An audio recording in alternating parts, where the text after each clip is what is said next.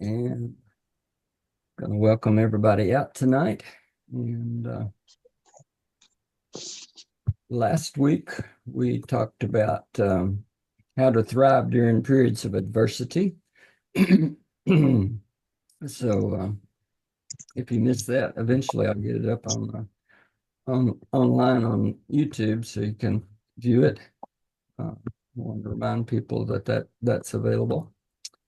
If anybody has any comments about uh, anything they learned about thriving during periods of adversity, we could talk about that. Um, Anybody have anything they want to say about that? Okay, we will proceed with the preparedness news. It's kind of interesting today. The markets took the first break, I think, that they've taken since the election. Um, we talked about last Tuesday night, which was election night, that I noticed that Bitcoin was on a tear after the normal stock market had closed. Bitcoin trades 24 hours a day, 7 days a week, so it's something you can watch. And so I sort of made the projection that it must be going good for Trump because Bitcoin's really taken off, um, and never in my wildest dreams would I have thought it would have taken off, $20,000 in the days since the election. But today it was well, in the last 24 hours, it's been over 90,000 a couple of times. So it's down a little bit now, but Yeah, mhm, has been on a tear. yeah. So anyway, today, like I said, it was all one market, and it was pretty much everything was down. No matter what it was down a little bit today. I think just exhaustion from being up so much. So still a good time to get some diversification in and some things that maybe aren't correlated to the market, which would have been hard to find today. Gold was down 25.98. Looks like it's going to probably go down some more. There's a major support at about 25.50 or somewhere around there. So we might see that in the next day or two. And goldbacks are down a little bit, and 30 cents from last week. Not much of a down, but and feel free to start your education and questioning on anything I talk about here. If there's something that you don't understand or wonder why the heck I'm talking about these strange things that may be new to some of you. Silver was down a little bit at $30.72, and looks like silver has major support at about $29. So we may see that also. That was silver's one that kind of surprised me. It didn't surprise me that gold went down, but if the scenario is the stock market and the economy is gonna take off under the new president, which I think is not necessarily right thinking, but anyway, it would seem like that silver should have gone up instead of down, but it didn't, because it is an industrial metal above all other things. Tilt and zeros were down today, just like everything else in the market. That's your long-term treasuries, and I think there's some opportunities there. Wheat broke below $5 again today, which I thought it never would again. So Wow. I think there's an opportunity. Um, Mhm. PDBA, which is an agricultural commodity ETF, was actually up today, which kind of surprised me with as much as wheat was down. But it's another play for diversity. Maybe you shouldn't buy wheat. Maybe you should buy one of these ETFs that has other agricultural commodities, but including wheat. The other ETF that I follow, which is PDBC, was down a little bit, and that's the one that's more precious metals and energy components in it. So that didn't surprise me too much. But and the other thing that really surprised me, this is something that has not happened since we've been discussing these things. XAR, the Military Industrial Complex ETF, was down today, and every one of its components that I follow were down. And we've always had at least one of these major military industrial stocks to be up. So, what do you think of that? Has world peace really broken out? No. It's if nothing else, they could stop right now, and the manufacturing would need to keep going to replenish our stockpiles. So, Yep. probably nothing to panic about yet for them. I mean, I guess it's just my all one market theory. Like I said, about everything went down today, Yeah. including. And Go ahead. I was just noticing that Dow Jones Industrial Average 43,910. Yeah. When I was a kid, the Huntley Brinkley report every night would quote this time. I remember it being like 500 or 600 when I was a kid. So That must have been in the 60s. yeah, that would have been in the 60s, late 50s, early 60s. Yeah. And 43,910. And so it's dropped 382 points today, which is about half of that would have been a 50% drop when I was a kid. And it's less than 1% now. Yep. Yeah. And it's set several new records in the last week, Yeah, man. since we spoke last week. So Yeah. anyway, It's crazy. strange days. Oil was down today, dropped below $71, and 68. there again, there's another indicator of either inflation, recession, or war, and it's actually probably saying recession today, but a lot of, there's really no good support on the chart till you get below $50 a barrel. So I expect to see that within the next year anyway, especially if we go into recession and we do drill, baby, drill, to have more on the production side. So anyway, something to be aware of. I think that's one of the sure bets there.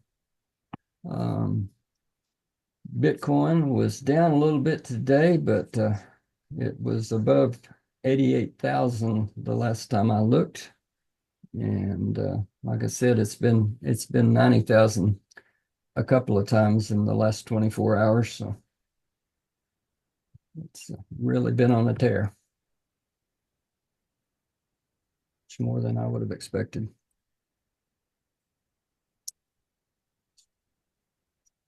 So, and Ethereum was down also more than Bitcoin was. I mean, we're seeing major Bitcoin dominance over all the cryptos. We still got U.S. financial record of 1.1 trillion in interest expense. So, that's kind of driving everything. Doesn't matter who's in the White House or who's in Congress. They all want to spend. So this was kind of interesting today. I noticed 23andMe cuts 40% of their workforce. That's not exactly a company that I would have thought would have been subject to economic whims. Anybody got any thoughts on that? And they've been, thing of it is, they started off real hot, sort of almost kind of took over that market in the first couple of years. But I think all of those ancestry and there's a saturation point for that Yeah. stuff. And they're still, I think they're still considered a startup, aren't they?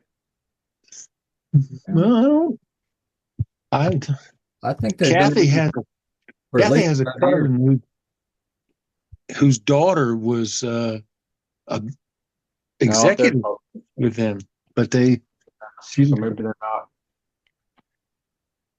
I know there's a lot of investment, venture capital firms and other investment that's kind of people are been tightening their belts for a while. It looks like they're public, so I don't know why that would necessarily impact them. So,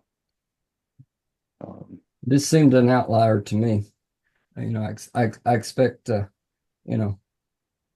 GM and UPS and FedEx to lay off people, but just well, so it says that they're discontinuing a therapeutics division. okay. Uh, yeah. so So I guess they don't need anybody who worked in that division. yeah, I don't know what reason what they saw that caused that, but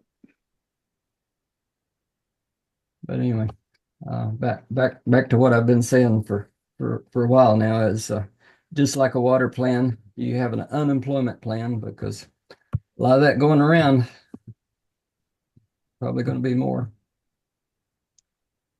Of course, we've still got hurricane repair going on, hopefully, and recovery. War in the Middle East, and of course, the war in Ukraine's going to get solved, I mean, in the next couple of months. But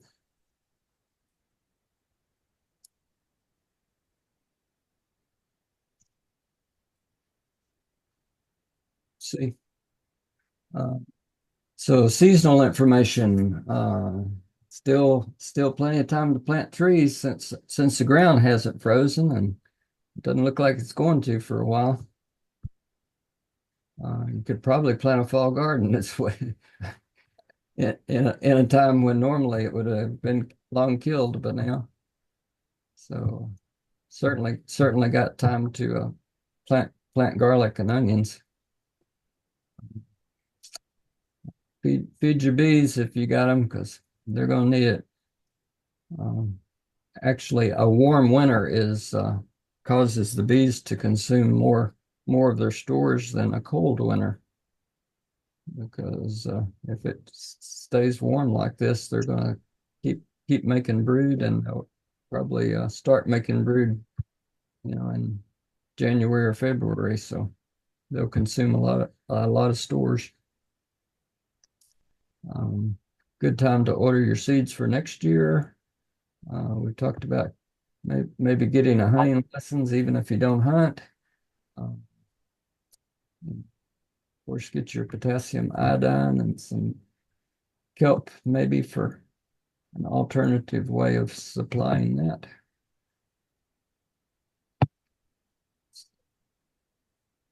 So, any progress anybody has made that they would like to share with the group?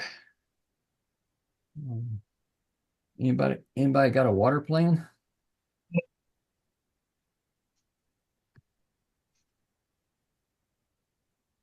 Not really. Keep thinking about it. Everybody knows what I've been doing, but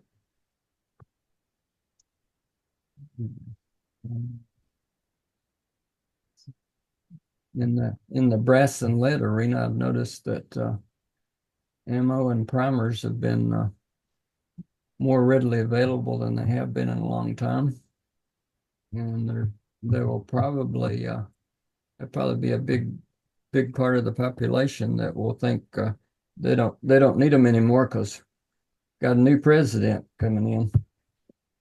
Mm-hmm. You know, Obama was the great ammo and gun salesman of all time. So probably availability of those things will go up. Be a time to pick up some. So anybody else done anything that noteworthy in their preparations or self-reliance?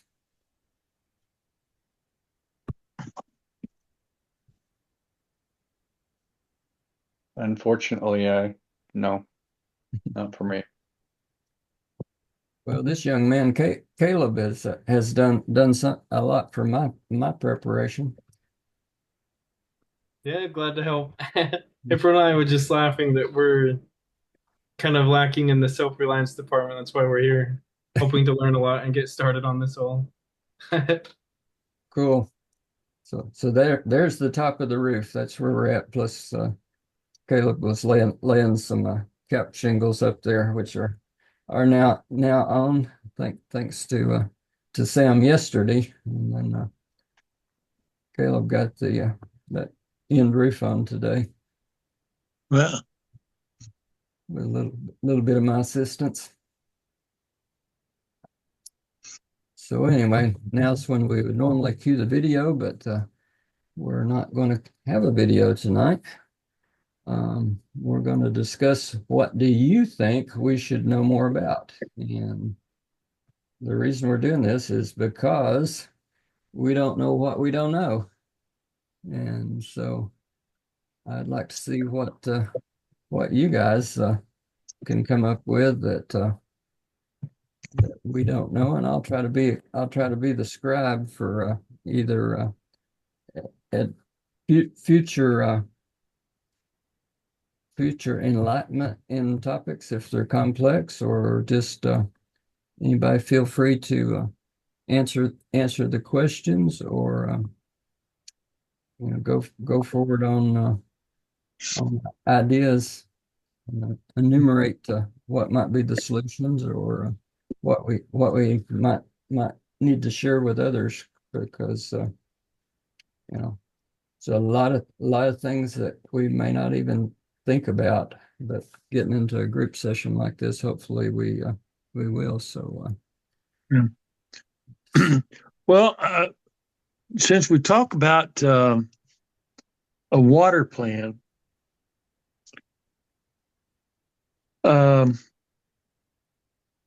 I've got a well, like I think a whole lot of people in the ward do, and I've got a generator that'll power my well because I hired a electrical contractor to put a parallel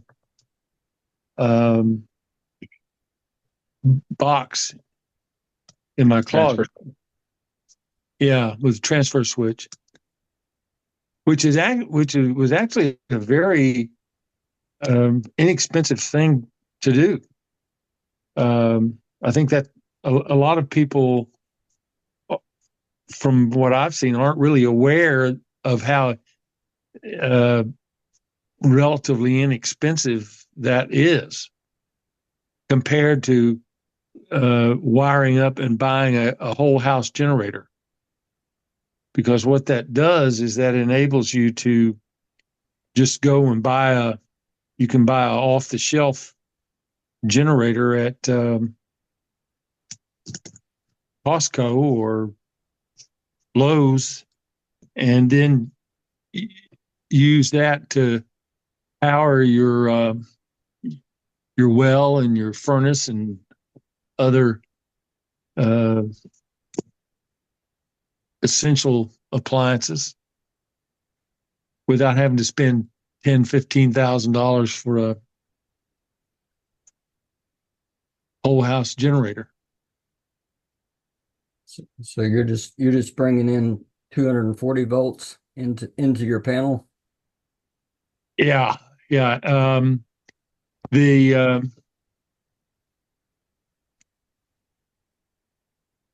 I think I paid about $600 for the electrician. I bought the parts. I can't remember what I paid for the parts now, but as I recall, between the electrician and the parts that I bought, I think the total was maybe $750, something like that. And then I went and bought a generator off the shelf at Home Depot for like $800. So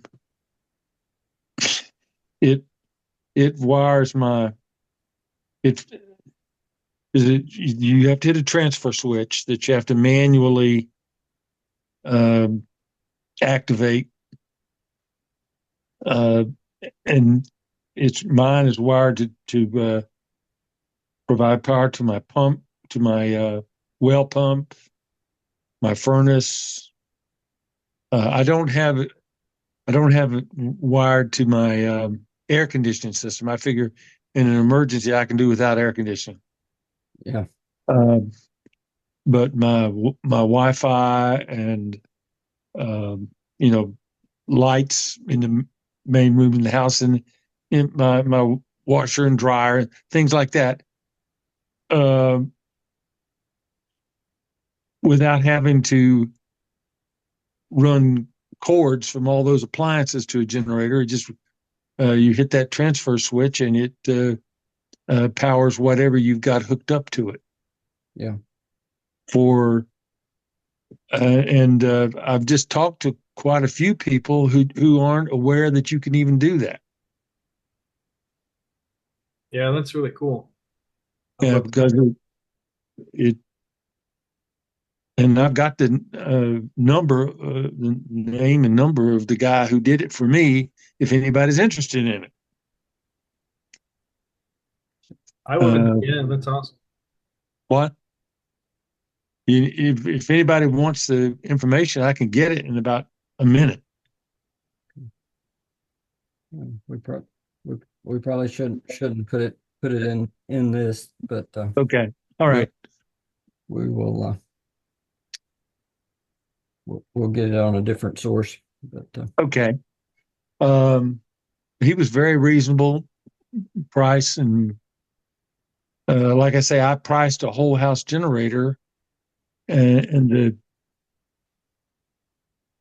cheapest that was going for was like $10,000. And I was very sensitive to this situation because if you get hit head on by a full blown hurricane like we did with Isabel, I forget what year Isabel was, 2004 or something like that, and the city of Richmond and the Richmond metropolitan area got hit with 100-mile-an-hour sustained winds for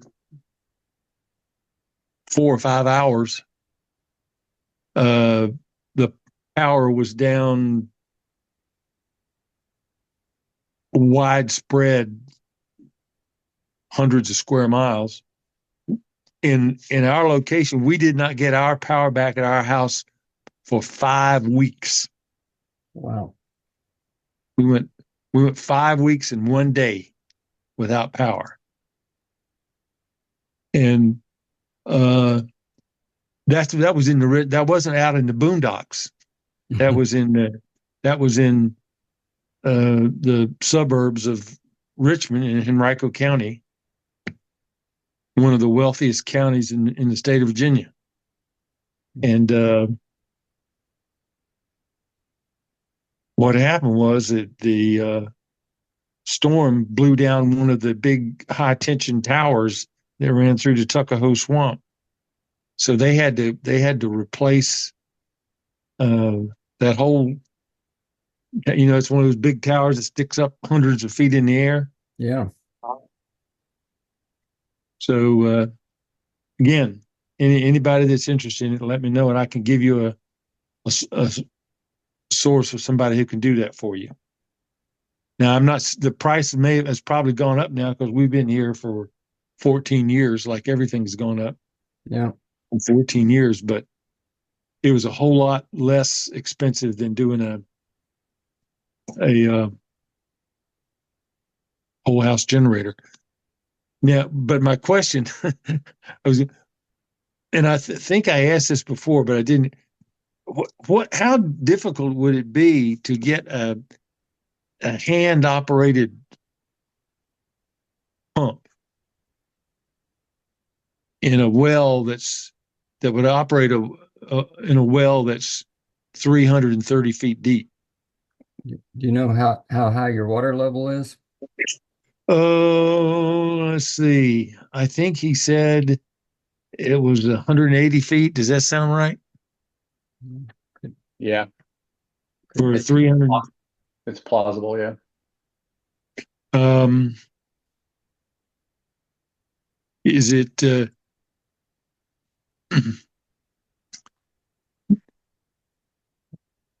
is that feasible to do?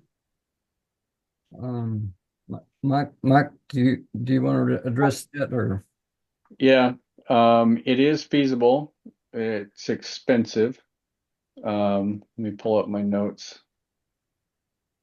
Yeah, basically, the deeper you have to pull it from, the more expensive a pump you got to have. You know, Yeah. like, like if you had water at 26 feet, you can use the old-fashioned pitcher pump, and those are like less than $50. But Well, Okay. yeah, our problem was that our old well was less than 90 feet deep, and we were running out of water on a regular basis. So Archie came and dug us a new well, and it went down to 330 some feet before he got enough water to.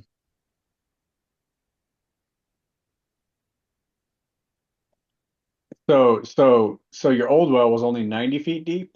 Yeah, Okay, but is your new well at a significantly higher elevation? no, it was the same place. Okay, so he had to go to 130 to get maybe a good flow rate. Yeah, Okay, like no 330. 330. Okay, Yeah. so I guess what I'm confused is if your old well was 90 feet and are you saying he had to go to 130 before he even hit water? No, before he was getting enough, uh, before he was getting enough additional water to make it worth what we dug, I Okay. guess. All right. So then your static water level, if your old well was 90 feet, then your static water level's got to be less than 90 feet. Oh, okay. And Oh, so okay. you're not going to you don't need to run the bottom of the pump. Even if you ran it all the way to the bottom, you wouldn't be lifting the water that far. You'd only be having to lift the water up above the Okay. static water. So Oh, that's significantly less expensive. Um, and I don't know where yours would be, but I would guess maybe 60 or 70 feet. I don't know okay. where you're Hmm. going. well, also that brings up another thing is not mess with your new well, but for a backup source, Yeah, I maybe was going put to ask that that. pump in your old well. Hmm. Do you still have that old well, or did you seal it? I was sealed. You like had it cemented? Uh, I'm gonna have to. I'll check with Archie on that because it's only about 6 feet away from where the old well was. Okay. So, in other words, the top of the new well is about 6 feet, I guess, south of where the old well was. Right. The Okay. top of the old well was.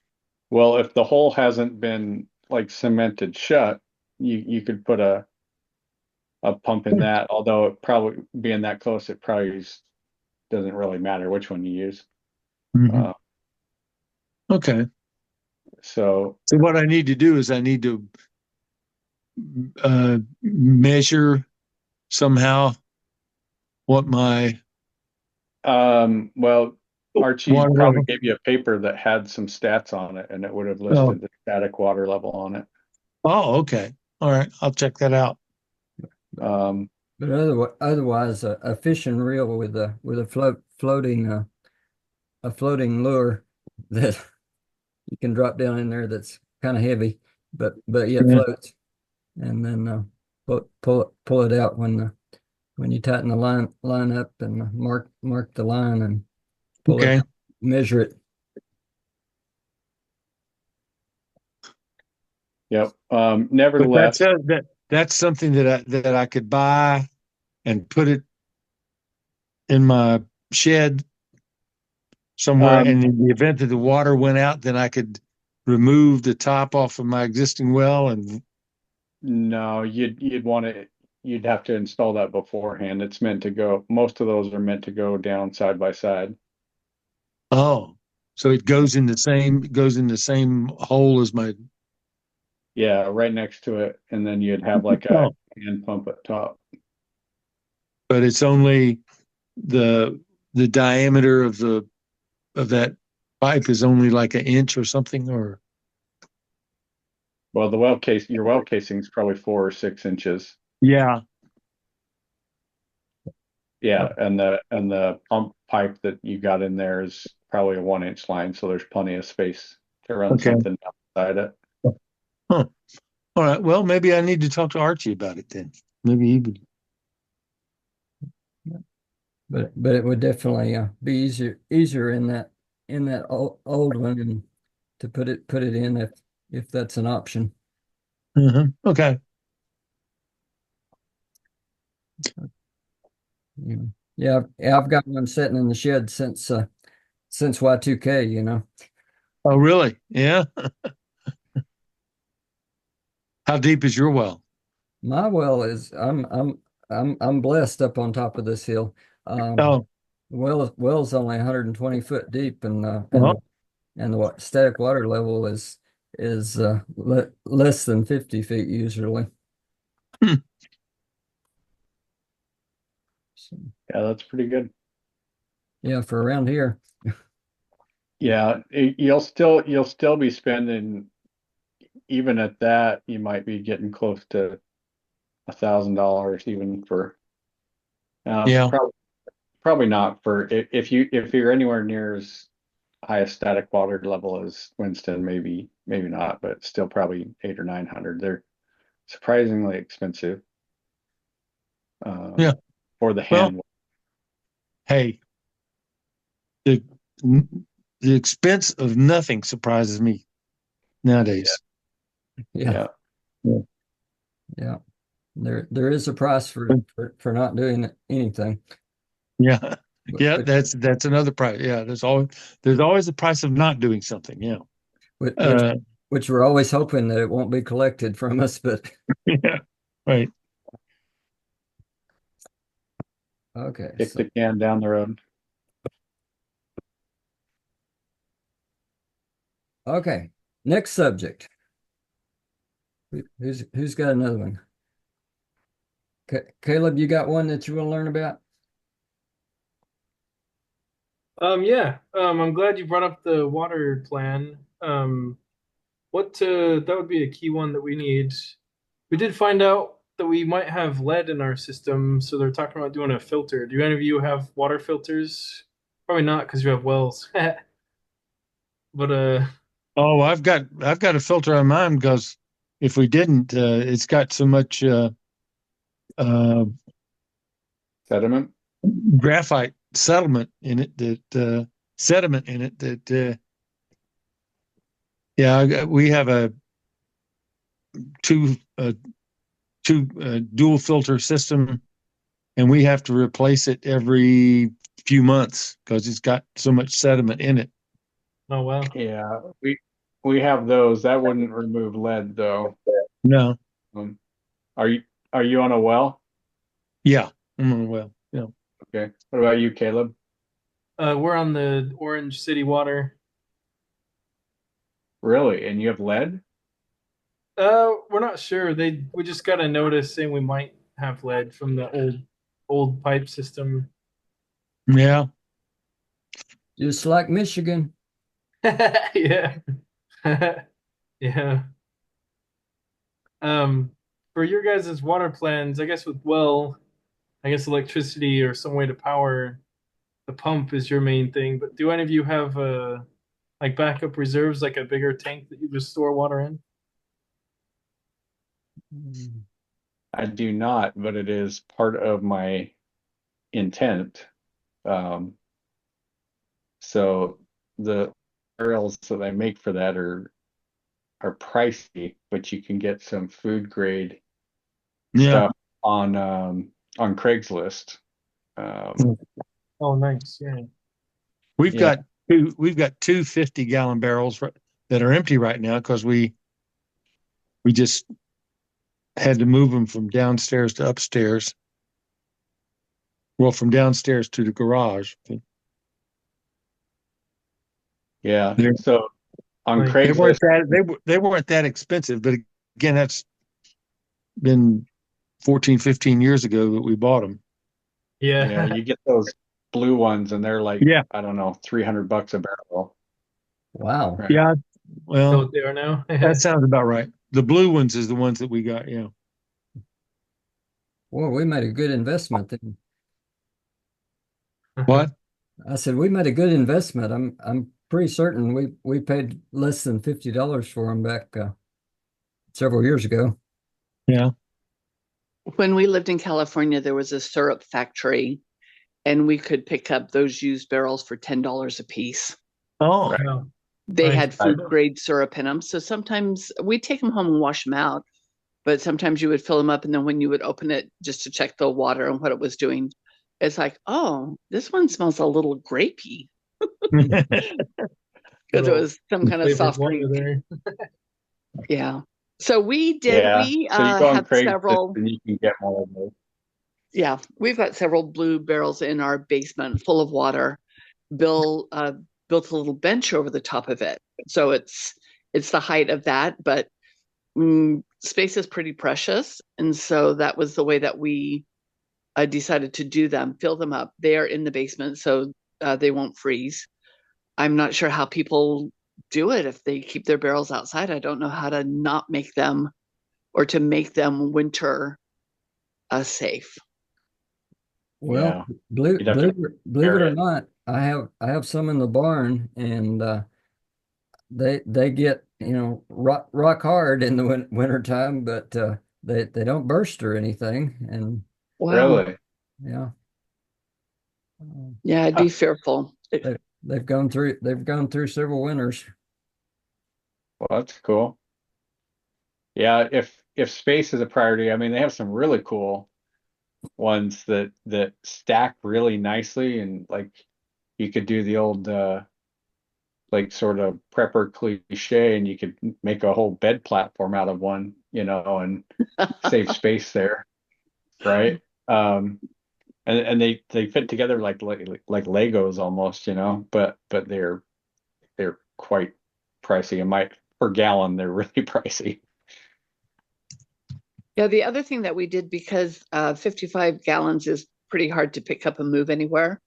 So we have a spigot, not a spigot, it's a siphon that you can put down. And then we also have a little, they're probably about 3 gallons that we can fill up, because 3 gallons I can lift and carry upstairs. Oh, Bill's saying that they're little cubes. And so those are full as well downstairs in the basement. yeah. I'm just doing a quick Google search here. You get 55-gallon barrels for $95. Are those previously used or brand new? Doesn't say previous. Let's see. Just from my research, I remember the ones that are pristine and made specifically for water and never used are abnormally expensive compared to something that's been used. Mm-hmm. It doesn't say anything about it being used, but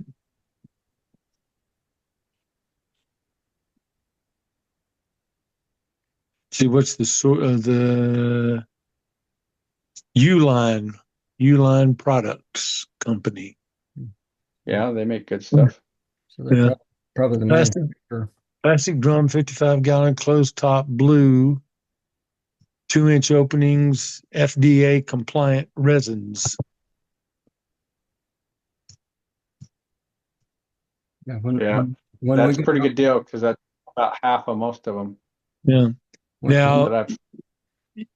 you get the 30-gallon stackable bundles Yeah, that you were talking about that sort of fit together so that you can use them. Uh, let's see. yeah, I actually am seeing some on Amazon now. Low Yeah, one. those are. Yeah,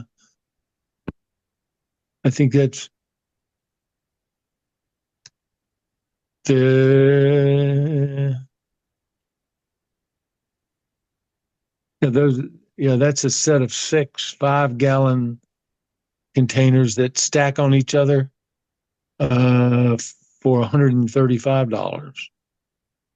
Yep. so That that only gives you 30 gallons. let's see, 30-gallon stackable. No, it's 6 5-gallon units that what was somebody said like Legos. They're designed to fit together so that they can store one on top of the other. It's under the brand name is Ready Store. Um, That's yeah, one thing, 135. another option, which I wouldn't trust for long term myself, but there's some water storage bladders you can buy, Yeah, and they'll hold. You can get ones that hold like 800 gallons for $150. So I think those could be useful, like in the event if you know that a hurricane is coming and you could fill one up and be prepared. It's probably not something that you'd want to. Um, I don't know. I would just worry about it long term leaking, Yeah. sitting somewhere. But Yeah, but it'd make a great water bed. Yeah. there you go. The cliche, right? Yeah, that was yeah, things that people used to claim that a king size waterbed holds like I want to say like 1,700 gallons or something ridiculous. yeah, yeah. Wow. So, it could definitely be used for toilet flushing. Yeah.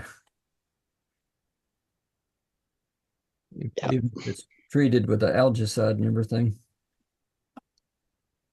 So, while we're on water, nobody mentioned how much emergency water storage should you have per person per day? Minimum a gallon. You'd be better off with 2 or more. But minimum a gallon for cooking and basic hygiene, Yeah, very basic. drinking. I'm gonna say 2 gallons minimum. Yeah. If you think that you're gonna bathe at all, yeah. Or I mean, the other thing is if you've got a garden and you're trying to keep it alive, you're gonna need, if you've got pets, you're gonna need more, Yeah, right? yeah, But for human consumption, I think like the absolute minimum they say is a gallon a day. And I'm with you, Winston. 2 or more a day because I like water. And then the follow-on question is, how many drops of bleach per gallon do you need? Do you know what? When we were on city water, none, because the city treats their water pretty heavily. Yep. But being here, when we put our barrels, started filling our barrels, we did not put anything in it. We felt like they were being stored inside in the basement, kind of dark, right? So there wasn't any. Oh, Bill, saying we did. Did we? How many drops did you put in? I can't remember. We found it on the internet, maybe a quarter cup for the 55 gallons, something like that. He's thinking maybe a quarter cup for the 55 gallon. Yeah, I don't know what it was. He found it on the internet. Yeah. Yeah. This says for Utah Department of Environmental Quality home water storage says for each gallon of water you would add 4 to 5 drops of Clorox or Purex type bleach. Yeah, there's also a big thing about don't use bleaches, scented bleaches, Yeah. right? You're really looking for the true base bleach. Yeah. The cheap stuff. 1 teaspoon per 5 gallons of water. Okay. That's what the Utah Department of Environmental Quality says. Now that's Utah water. Is it any different than Virginia water? I don't. I don't know. You got to watch out for those Utah people. Okay. We'll add that.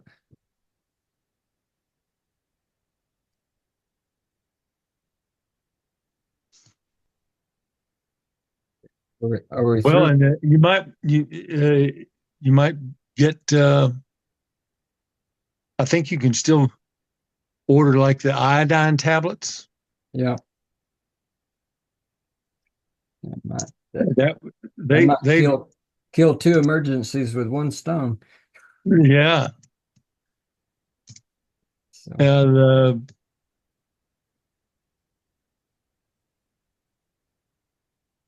the potable aqua iodine tablets, a 90-day. Let's see, they're just $9.95. The one that we used to use when we went backpacking all the time.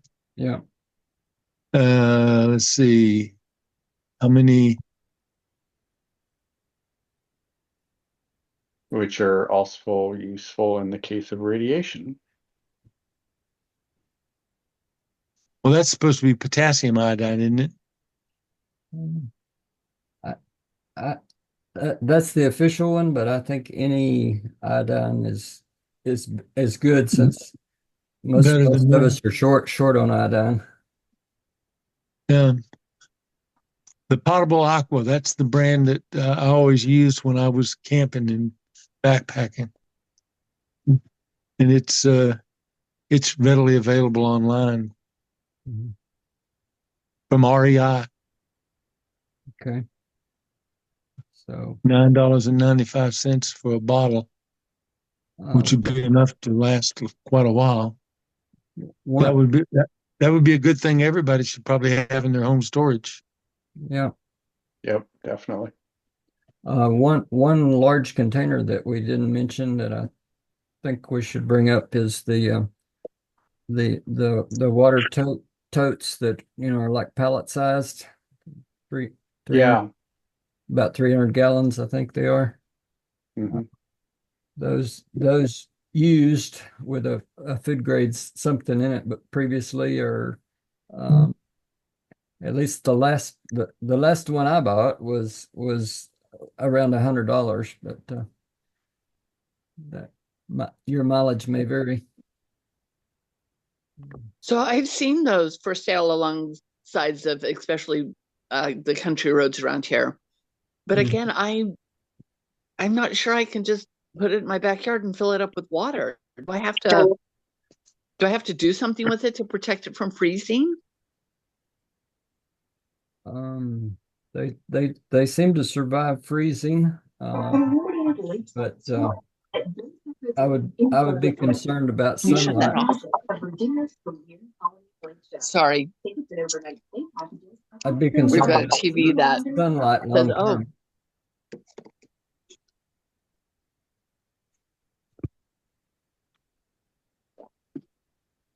so sorry, my TV went berserk." Um, so you think they would be okay outside? Yeah, You think it like can I wrap it up with like a furnace blanket and it would survive the winter, or you think just on a pallet in the backyard it would be okay? that's been my experience that they're okay. A lot of people are using them for, you know, having their gutters drain into them, for Mm-hmm. watershed, and they leave them out year round. Um, Yeah, I like that idea. I've got mine set up with a hose bib on it, a ball valve and a hose hooked up to it. It reduces it down to garden hose size. Mm-hmm. Yeah, I think the ball valves on those would not survive freezing though.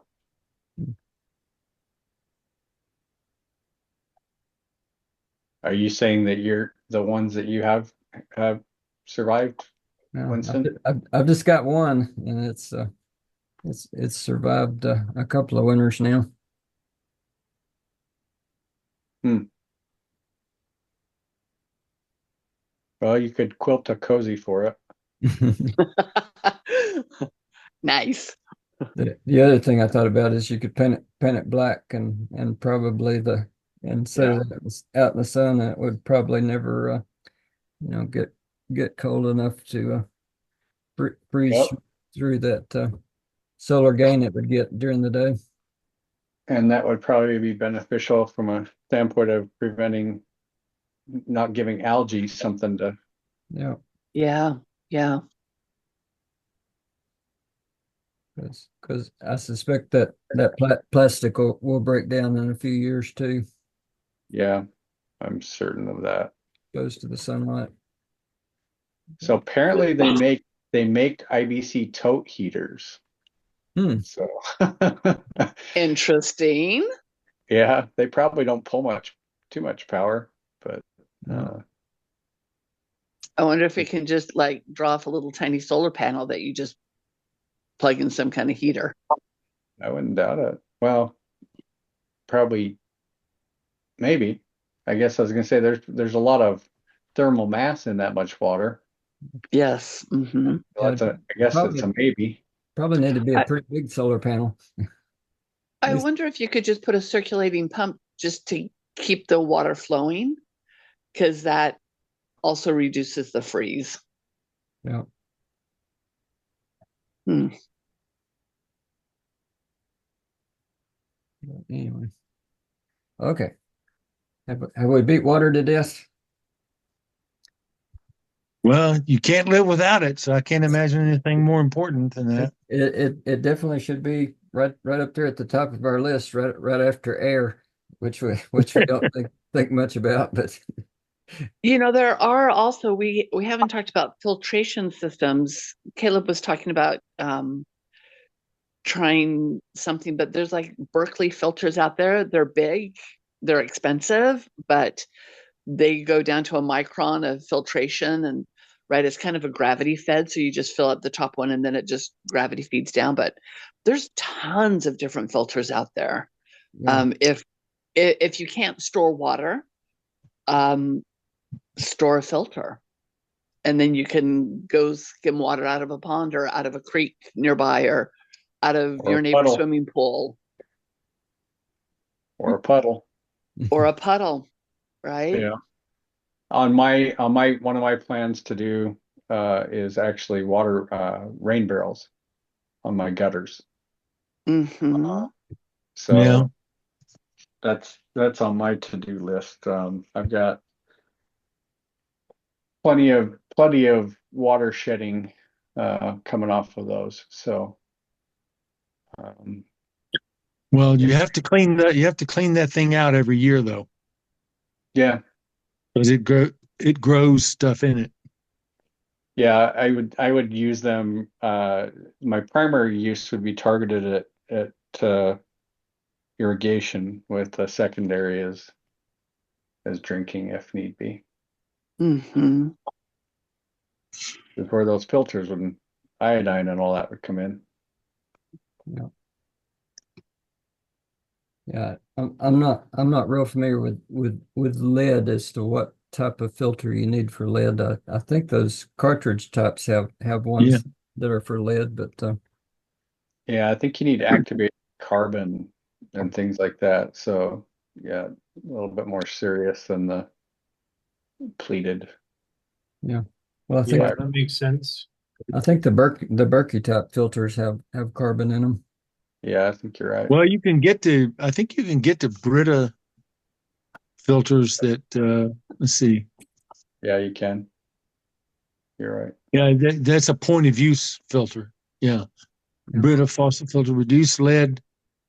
It doesn't completely, what this says on the internet is it doesn't completely eliminate lead, but it reduces it to where it's not harmful.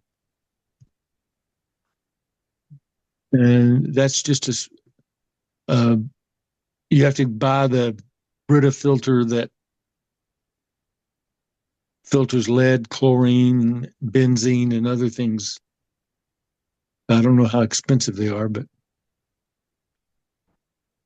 Yeah, I know that, I know yeah, the you could, Berkey ones are I think like $135 for two of them, and but they do last supposedly quite a while. and the only thing, what it says here, when just reading it, is the the only thing you need to worry about the lead in the water is just drinking. That didn't sound very smart, did it? but it doesn't affect using water for like washing clothes or bathing or anything like that because the human skin does not absorb lead Hmm. in water. Interesting. Yeah, So good to know. so I guess it's bound up in a larger molecule or something. Yeah, well, so yeah, you could just for Caleb's purposes, you could just get a Brita filter and just make sure your family drinking water drinks water that comes through that filter, that Brita filter. Yeah. Yeah, that's a fairly inexpensive solution. Nice. Yeah, that really does sound like good. Well, yeah, because let's see. Let's see. Brita Elite Filter removes 99% of lead, $29.28 on Amazon. Wow. Yeah, So- that's pretty cheap. I'm on now researching and looking at stuff too. Such a That's deal. pretty cheap. That's Because a big Berkey's like $400 or so, I think. Yeah, they're fairly expensive. But there's lots of other knockoff brands now and Berkey doesn't make their own filters anymore either, so Hmm. you might as well go with one of those others.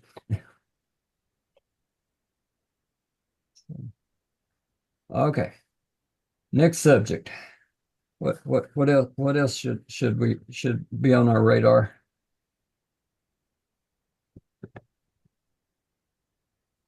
Well, what time is it now? 8:39. Okay. We got a little bit of time. So for me, I am always looking for a bargain deal. I am looking for grocery stores that have prices marked down, not once in a while, all the time, right? And so someplace that I know, um, I'm I'm pretty good at tracking prices and what they are and what my buy price is, so that when I go into a store, like the Sharp Shopper over in Harrisonburg, and so I can walk through that store and go, that is a really good price, or that is I can get that at Costco about the same price, right? And so to know those prices, but I'm always looking for that next avenue or another store or where is that and is it worth driving to the gas that it takes me to get there? Am I saving that much money to be there? Right. And so if you are knowledgeable of someplace that is like that, I am very interested in that kind of resource. Well, my wife saves me thousands of dollars a month by shopping at Costco. We feel like we are unsuccessful if we don't spend at least $300 at Costco. It's like, what is up with that? There are two people in our household. What is up with that? But yeah, right. I buy some of that stuff and bring it home and process it and for long-term storage. Yeah.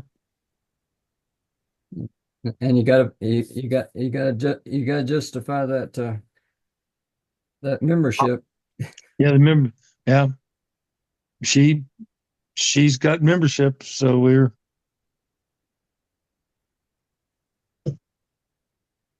I haven't actually done the accounting, but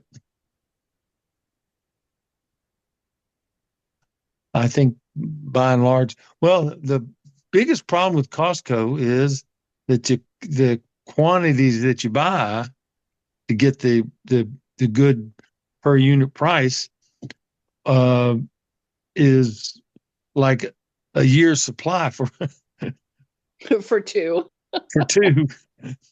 Yep. Yeah. But as long as it's not perishable, Yeah. sometimes that's nice. You don't have to keep running back and picking up more. Oh yeah. Yeah. You just have to have room to store it. Yeah.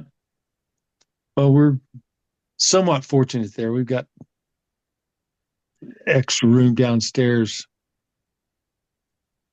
Nice. Yeah.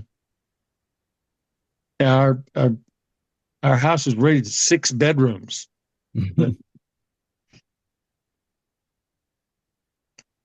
Gee, maybe I'll bring some stuff over and store it in your place. Well, you can rent me a room. You'd have to move some of Kathy's stuff out in order to make room for it now. Yeah.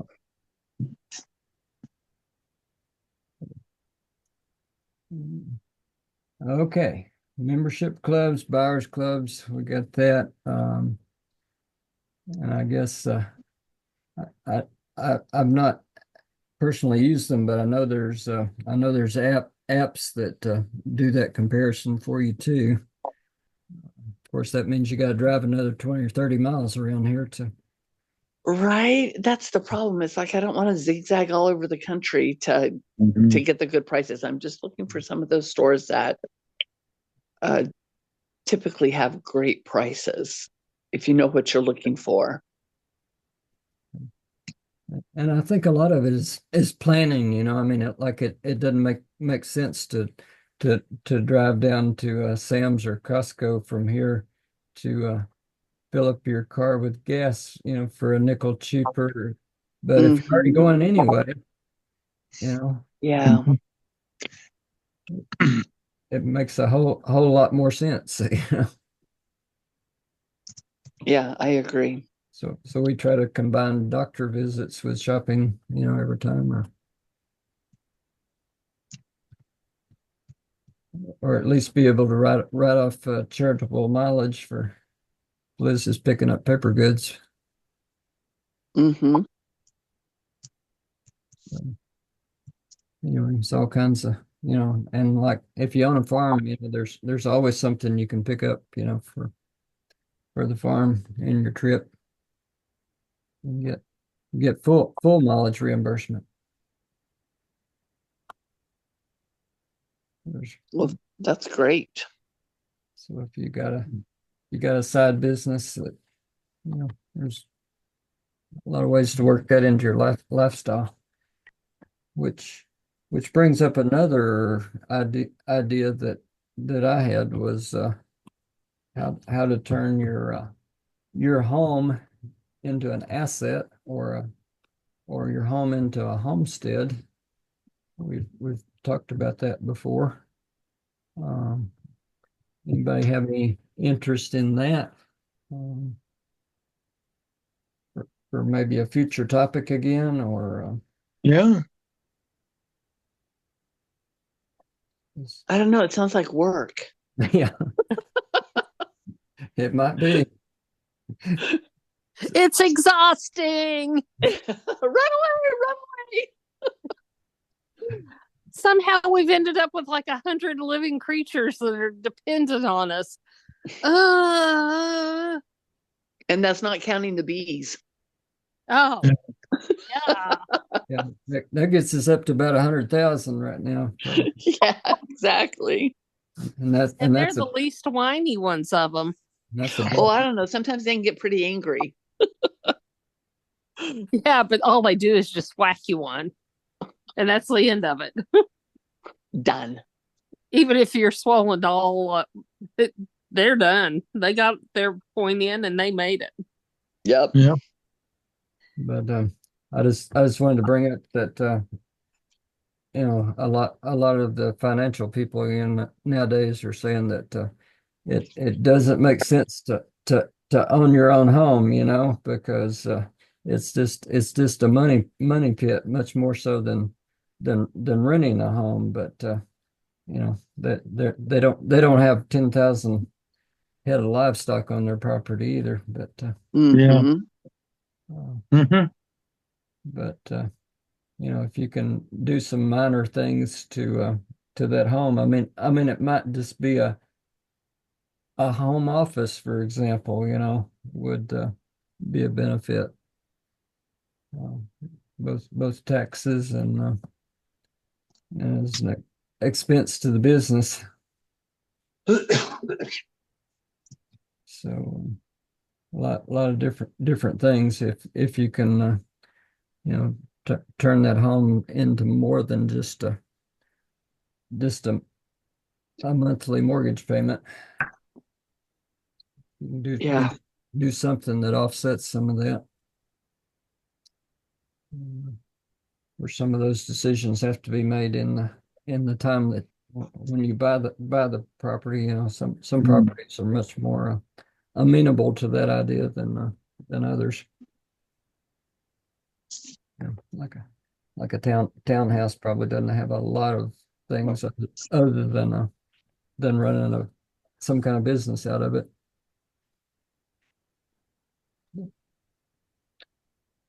Anyway, so I think we're about talked about tonight. Well, one subject that I might like to discuss, and I know we used to raise rabbits when I was a kid, Mm-hmm. and my granddaddy said that it took about, let's see, for to produce a pound of beef, it had to consume like 20 pounds of I can't remember. Anyway, that a rabbit was like 5 times more efficient converting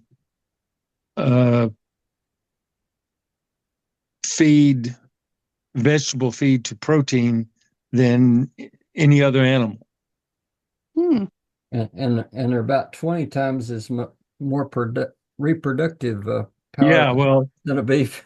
yeah, Or 50 times probably. Has anybody locally raised rabbits? We have. Yeah. Our kids got them for Easter. Olivia and Kyle did. And they were named Buck and Doe. Yeah. Buck and Doe. They ate a lot of fuzzy chicken. Wait, they did what? They ate a lot of fuzzy chicken. Our kids did. Prairie chicken. Prairie chicken. Hey, my they mom were cooked, very accustomed to it. Yeah, my mom cooked rabbit, and if you didn't know it was rabbit, you'd swear you were eating fried chicken. Yeah. Well, the good thing about rabbits is even in a HOA you can call them pets and get by with raised them. Probably easier Mhm. than any other meat animal. And Mhm. And they're really quiet. yeah, Yeah. and if you've got a lawnmower with a bagger on it, Yep. push or riding, you can harvest all your food for them out of the yard. Yeah, we fed them. Uh, we buy a bag of rabbit pellets and feed them, supplement 'em with rabbit pellets. But mostly during the summer months, we just fed them the clippings from the yard. Yeah. And of course you can dry that out and store it as your hay for the winter time too. Mhm. The other thing they like is all your tree trimmings, Yeah. especially from fruit trees. Hmm. They'll clean off all that bark and thrive on it. So the investment is just in building some sort of cage for them, some sort of. Yeah, they tend to do best in the raised cages, although there are people that are raising them as colonies too, which is Hmm. even easier. But I think in our climate, you definitely would need a shed over it or something to turn water, because I think it would be too wet for them here. Mhm. Okay, well, I was just wondering if maybe that might be a subject we want to talk Yeah, about sometime. yeah, we've done it before, but yeah, I think it's Oh, worth repeating. okay. It's one of those things that So probably you don't need we as I recall, we had about um the cage that my granddaddy built to keep him in was maybe um 15 feet long by like 3 feet wide. And we'd keep a dozen or more rabbits in there all the time. And they were easy to raise and easy to slaughter, easy to clean. Whole lot easier than cleaning a chicken. Yeah, I agree. Anyway, yeah, that might be something that just about anybody could invest in. The only problem is then you got to take care of them all the time. You can't go on a 3-week cruise to Europe and leave them unattended for 3 weeks. Yeah, No, you just pay a neighbor kid to come feed them for you. Yeah. uh, Okay, maybe that's something we could talk about sometime in the future. yeah. I like that. Any other ideas for future topics while we're on that subject?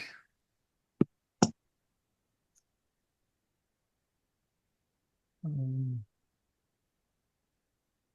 Quail. yeah. That What? would be quail. That would be a small operation that could be productive. Hmm.